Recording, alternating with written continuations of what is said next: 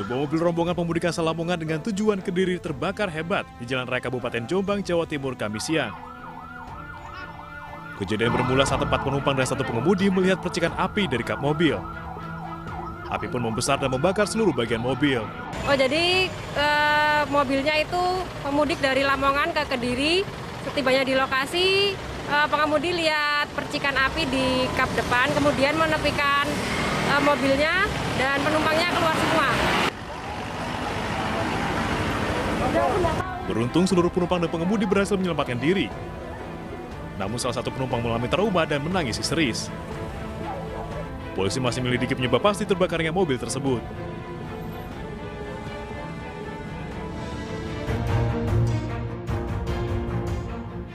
Selamat malam, apa kabar pemirsa? Informasi mobil rombongan pemudik yang terbakar di Jombang, Jawa Timur menjadi pembuka jumpa kita di News Prime. Kami juga akan bahas waspada kemacetan arus balik lebaran dan gelombang pendatang.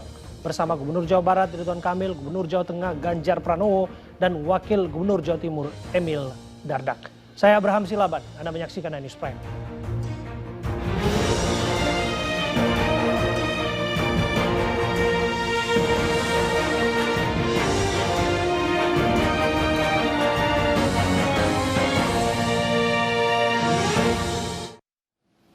Seorang pria di Sukabumi, Jawa Barat viral di media sosial karena menantang umat Islam dan menginjak Al-Quran.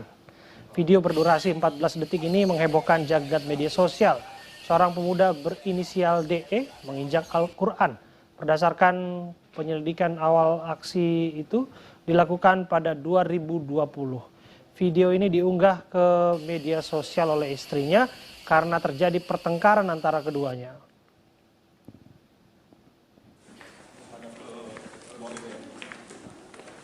Sementara polisi berhasil menangkap pemuda berinisial DE tersebut dan ditahan di Mapolres Sukabumi Kota. Saat ini DE masih menjalani pemeriksaan intensif. Polisi masih mendalami motif DE membuat video tersebut. Selain itu, polisi sudah berkomunikasi dengan orang tua pria tersebut untuk dimintai keterangan. Menurut polisi, pihaknya berhati-hati dalam menangani kasus tersebut.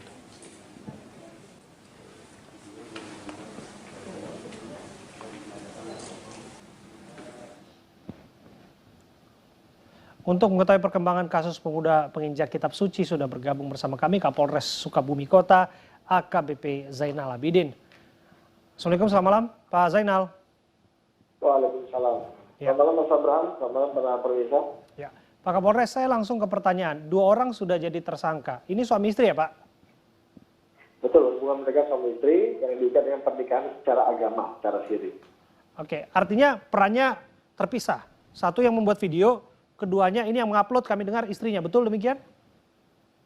Betul, jadi video itu diambil atau dibuat di sekitar tahun 2020 di sebuah tempat di wilayah Sukabumi. Di mana yang memvideokan adalah pihak istrinya dan yang divideokan adalah pihak suaminya. Sesuai dengan instruksi dari istrinya. Oke, motif pelaku sudah terungkap tidak Pak sampai menginjak kitab suci? Ya, motif pelaku ini lebih pada permasalahan pribadi dalam lingkup permasalahan keluarga, di mana mereka ini dalam hubungan keluarganya suami istri sering cekcok, di mana pihak suami sering meninggalkan istrinya dalam kurun waktu yang cukup lama sampai dengan pernah terjadi 3 bulan.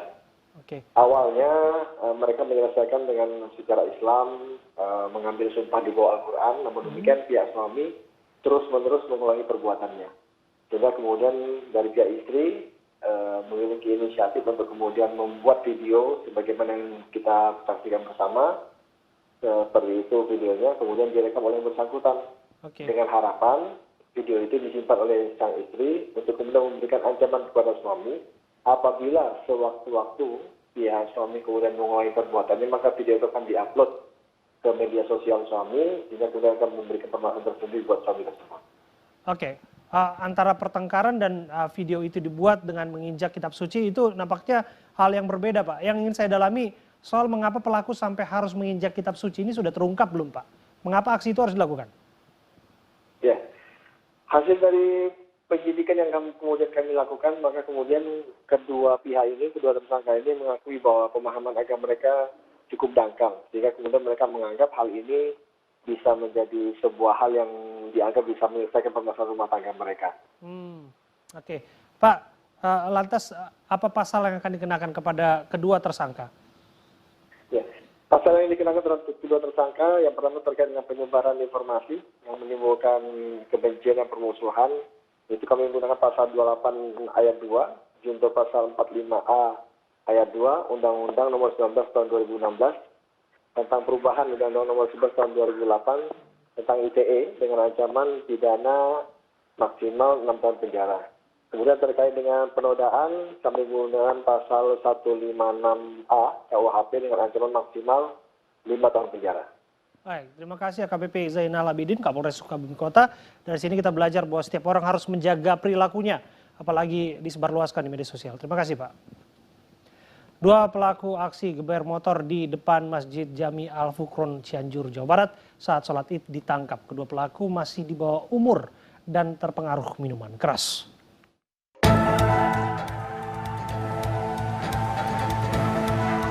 Pelaku pengendara motor yang ugal-ugalan dan menggeber knalpot bising saat sholat Id di depan Masjid Jami Al-Furqon Cianjur, Jawa Barat pada Senin pagi akhirnya berhasil ditangkap oleh Satreskrim Polres Cianjur. Sebelumnya, kedua pelaku sempat melarikan diri dari kejaran petugas ke rumah kerabatnya. Kedua pelaku juga sempat mengubah warna motor dan knalpotnya untuk mengelabui petugas. Dari hasil pemeriksaan, selain pengaruh dari minuman keras, pelaku juga merasa kesal dan terlibat perselisihan dengan salah satu jamaah yang sebelumnya sempat berpapasan dengan para pelaku. Polisi juga mengamankan sejumlah barang bukti, yakni knalpot bising yang sudah diganti, kaos, helm, dan motor. Terhadap para pelaku ada 2 orang, yang satu pengendara berusia 17 tahun, kemudian yang dibonceng berusia 15 tahun. Keduanya masih di bawah umur. Saat ini sudah kita bawa ke Polres dan juga sudah dihadirkan orang tua dari kedua anak tersebut. Karena keduanya masih di bawah umur dan pihak DKM juga tidak melanjutkan ke proses hukum, polisi menjerat para pelaku dengan pasal mengganggu ketentraman dengan ancaman hukuman minimal 3 hari atau maksimal 3 minggu.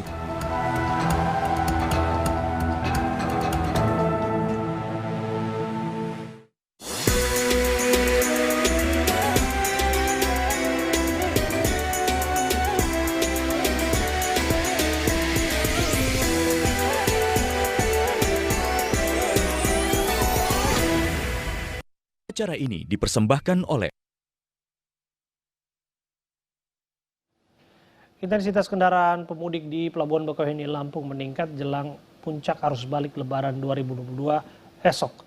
Suasana Pelabuhan Bakauheni masih terpantau kondusif malam hari ini. Hingga siang tadi lebih dari 50.000 pemudik berangkat dari Bakauheni menuju ke Pulau Jawa.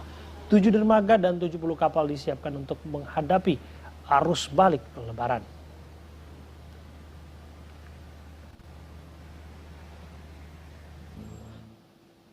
Sementara di jalur lingkar Gentong, Tasikmalaya, Jawa Barat, antrean kendaraan terjadi hingga malam hari.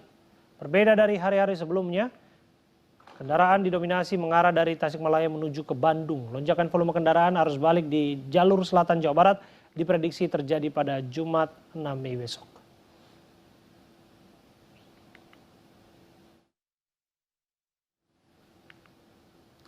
Lalu bagaimana rekayasa lalu lintas untuk menghadapi puncak arus balik Lebaran? Kita sudah bersama dengan Dirjen Perhubungan Darat Kementerian Perhubungan, Budi Setiadi. Assalamualaikum, selamat malam Pak Budi. Pak Budi.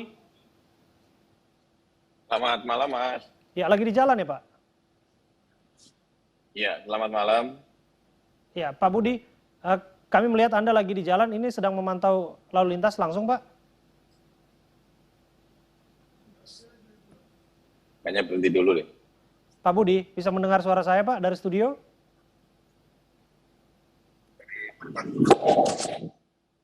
Pak Budi, dengan Abraham bisa mendengar Pak? Ya, bisa mendengar. Tadi sempat hilang. Bapak lagi di jalan ini sedang memantau lalu lintas langsung atau seperti apa Pak?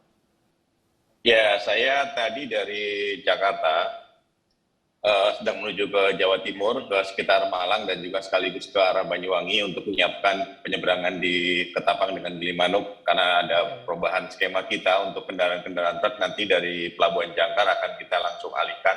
Jadi tidak sampai Banyuwangi tapi langsung dari Jangkar akan kita dimuat di kapal di sana dan kemudian langsung ke arah Lebak.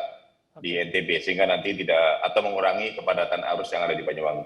Oh, Secara umum kalau untuk yang di jalan tol ya, mungkin barangkali tadi saya dari Jakarta sampai dengan sekarang sudah sampai ke arah Semarang, yang ke arah timur relatif sepi ya, kecepatan bisa 100 km per jam.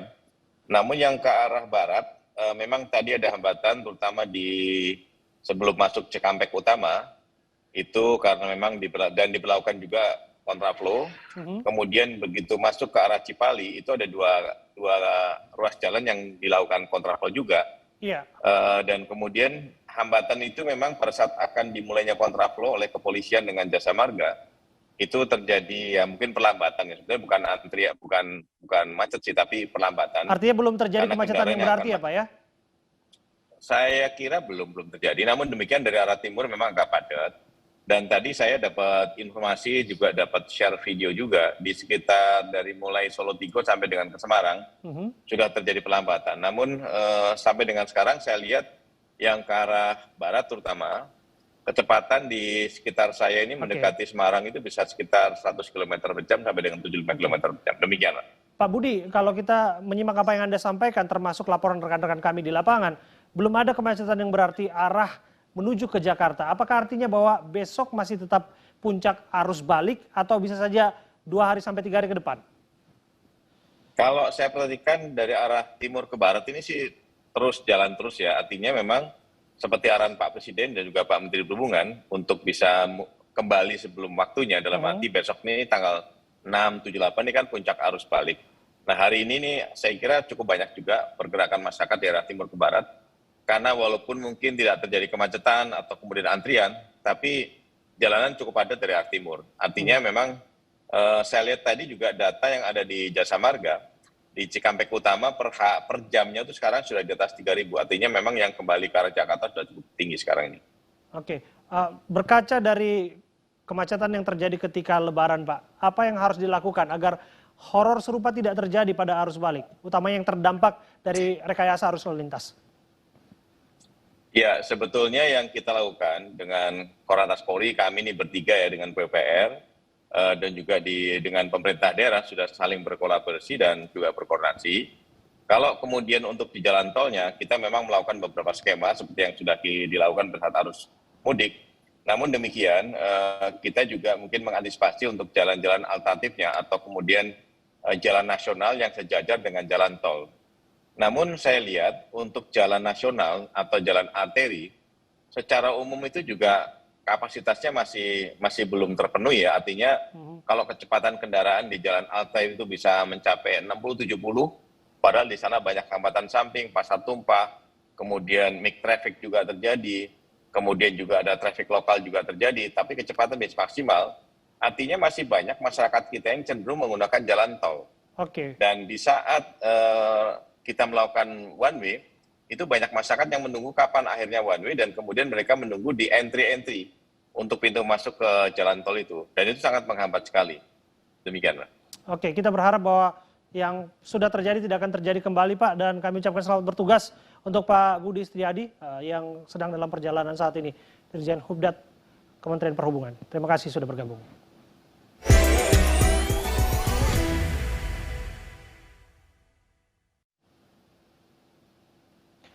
Seekor king cobra sepanjang 3 meter meneror rumah warga di Palangkaraya. Informasi tersebut adalah satu dari sejumlah berita pilihan yang kami awali dengan kepadatan wisatawan di Pantai Pangandaran.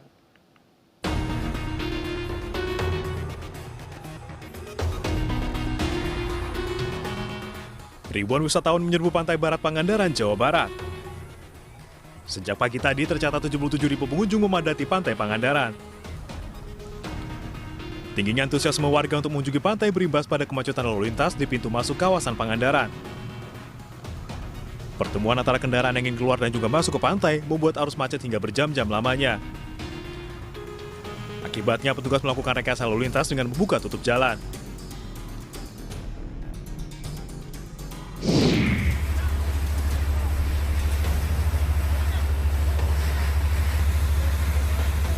Kios di Pasar Rebo yang ditinggal mudik pemiliknya ludes terbakar. Petugas yang tiba di lokasi langsung berjibaku memadamkan api agar tidak merambat ke bangunan lainnya. Diduga api berasal dari hubungan pendek arus listrik dari salah satu kios. Tidak ada korban jiwa maupun luka dalam peristiwa ini.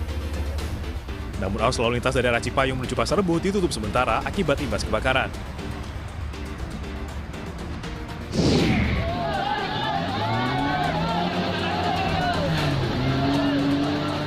Inilah detik-detik evakuasi mobil korban banjir bandang di Sumedang, Jawa Barat. Dibantu warga, relawan off-road berupaya mengeluarkan mobil yang terjebak reruntuhan bangunan di kawasan yang terdampak banjir bandang. Saat kejadian, dua mobil tersebut sedang parkir dan tiba-tiba terseret banjir bandang hingga sejauh ratusan meter. Proses evakuasi kendaraan lainnya akan terus digelar dengan menerjunkan 4 mobil off-road.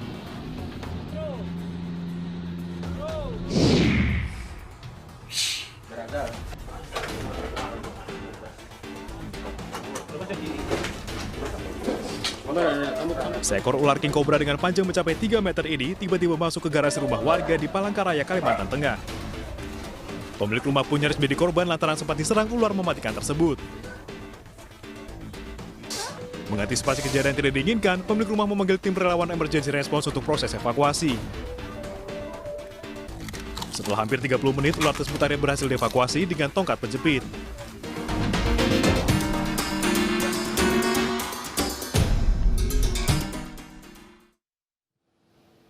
Tidak hanya kemacetan yang jadi horor arus balik, kedatangan arus pendatang juga munculkan masalah lain. Kami akan bahas bersama dengan Gubernur Jawa Barat Ridwan Kamil, Gubernur Jawa Tengah Ganjar Pranowo, dan Wakil Gubernur Jawa Timur Emil Dardak. Sesaat lagi di News Prime.